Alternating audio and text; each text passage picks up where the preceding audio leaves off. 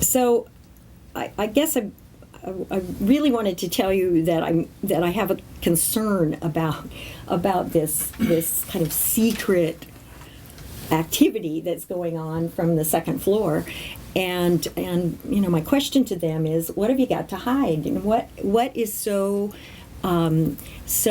awful that it can't be shared with the public? We can all accept some responsibility for making budget cuts, making the tough decisions, but I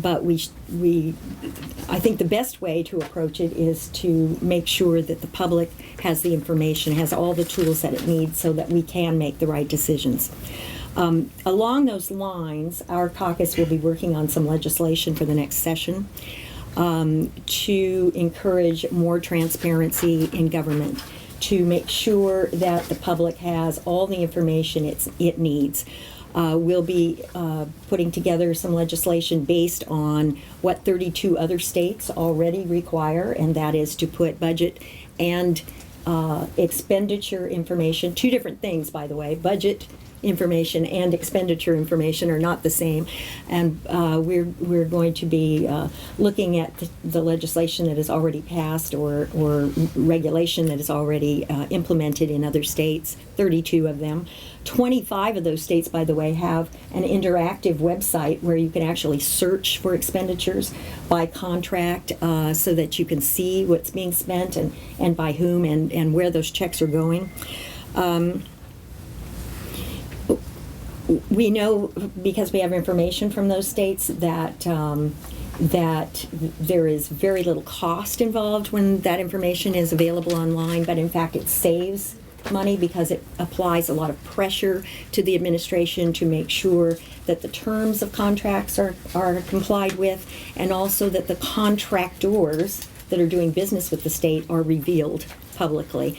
Last session, the speaker wanted to have legislation called pay-to-play legislation, which was oversight legislation, which would have required people who have contracts with the state of Indiana to reveal campaign contributions. And in some cases, some states even prohibit campaign contributions. We'd like to go down that road as well, and certainly support the speaker's efforts along those lines. So we'll be putting together a legislative package to try to bring Indiana into the 21st century in terms of access to information by the public and access to that information by all of you. Let me give one other issue that I think we would like to address.